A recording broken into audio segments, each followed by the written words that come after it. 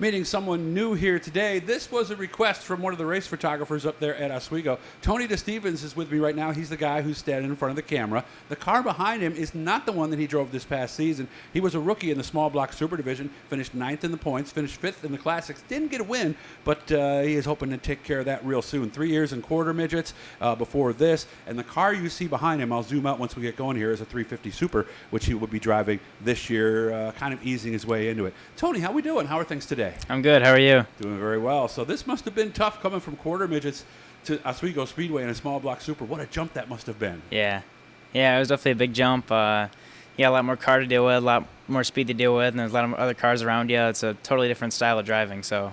Mm-hmm. And you raced at the quarter midget track in Syracuse, correct? Yeah, Syracuse Quarter Midget Club. I raced at for 3 years, 1 championship, and 13 wins. So. Nice. And he started a little late, actually, at age 14 compared to some people who are starting right at age 5. Although quarter midgets, I believe it's 6, isn't it, I think, for quarter midgets? 5 or 6, yeah. 5 or 6, yeah. It's somewhere in that range.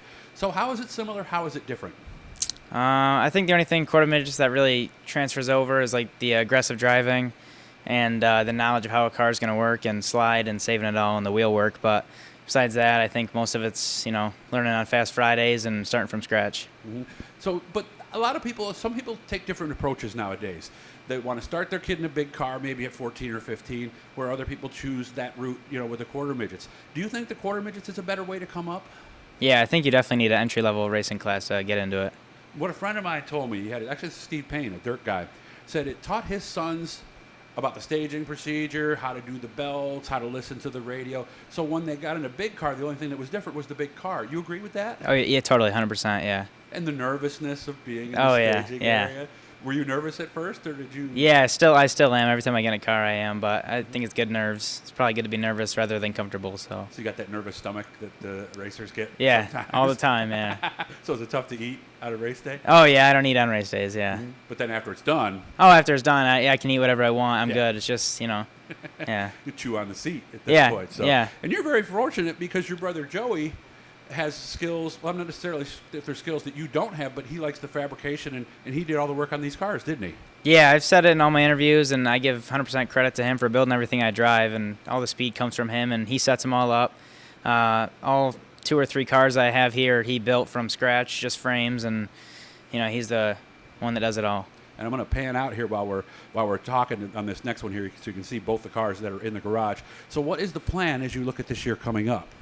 The plan is for a small block full season series. We're going to do 350 Fast Fridays, maybe a couple 350 races towards the end of the year, and classics undecided, maybe some SMAC series, and then probably the SPS traveling series will be our main focus. Yeah, because it's going to take some time, because I talked to people who've driven these 350s and have come from the small block supers. They say it's an entirely different animal. Yeah, I've heard that from a couple people, yeah. So what's your comfort level like on the small block super? Let's start with that one. I'm getting pretty comfortable. I feel pretty good in the car, and it's Jim Lacerdo and my brother Joey DeStevens they've set it up pretty good, so I feel pretty good in it. Okay. Do you think you'll get one this year coming up? We're definitely going to try for it. We definitely expect a little bit more than last year, so find out. How about outside of the new skin? Anything else that's new on the small block super right now? Not really, just nuts and bolts, new body. A couple other little things that we're changing. Got to replace some stuff, brake pads, but nothing crazy. And that's a crate engine, right? Yeah. Okay. So obviously valve springs need to be changed periodically through the year, correct? Yeah. How often do you do that? I think we do it about once a season, but that's about it. Okay, because I've heard different numbers from different people as to how often that they do change that. Now, the 350 Super, that's the crate, the 604, correct? Correct, yeah. I think it's 430 horsepower, somewhere right in that range. A little bit less, but yeah. Tell me the history of this car, because this had somebody drive it who everybody knows, this right? This car is driven by Joe Gozik. It was his Is My Car. It's an extreme chassis, and my brothers reworked the whole thing. We got it as a rolling super. Oh, really? And, yeah, it was a rolling super, no motor, independent front. So we had to cut all that out, and the whole thing's been reworked. I think the only thing that's the same that's on there is the rear end and the frame. So you can do independent, or you can't? You cannot do independent, so we had to cut all that out. It's Gotcha. straight front axle for 350. Yeah, ISMAs and Supers, it's an option, and Yeah, most of them, I believe, are going that way. So this is going to drive considerably different. Than the SPS? Yes. Yeah, 100% it'll be different. I've heard the top wing's a completely different animal, so. And it's nice that they do a lot of Fast Fridays like they do, because, like, if you were in dirt, for example, the opportunity to practice would be almost nil, almost Yeah. nothing. So to be able to do that is huge. What's it going to look like? We have Mark Van Leuven designing up a wrap for it, so I like to stick with the neon yellow from last year. I think we're going Okay. to throw in some gray. I think we're doing away with the purple. Maybe a couple other little things thrown in there, but nothing crazy. Gray and neon yellow. How about the small block super? Same thing. They're going to be twins. So they'll be matching cars, Yep. so everybody will know. Correct. Do you anticipate doing double duty? Because I would imagine that's got to be one of the tougher things to do, especially with two totally different race cars. Yeah. I think if I get comfortable in the seat and the SBS is rolling good, maybe towards the end of the year we'll throw in one or two, but nothing crazy. All right. Well, like Classic Weekend, I would think you'd probably want to focus on. Yeah, I think where our main focus is SBS this year, because then next year will probably be totally different with the 350. Okay. And, of course, there's a chance to tour with the 350 Smack Tour. That's obviously something to look ahead to Oh, yeah. down the road as well, right? Yeah, we'll definitely plan to go to like Ohio, Star, a couple little tracks, so it'd be cool to go to. Where would you like to be? Let's say 5 years from now. What would you like to be doing? I think 350 full time. 5 years, I expect to be a lot better than I am now, and I'm hoping to be traveling all over. So. Well, I would think anybody who runs at a track with a car like this that's basically a toned-down super would want to make that move eventually. Is that something you'd like to do too? To a super? Yeah, full-blown super or ISMA MSS car perhaps. I mean, I haven't really considered it. I'd definitely not turn down the the option. It's definitely there, but I think first I got to get comfortable with the top wing and the super or the 350 super, and go from there. What do your friends think? Because do they all know you race? Or I think some so. that I think don't? some do. I think most of my friends come from racing and work.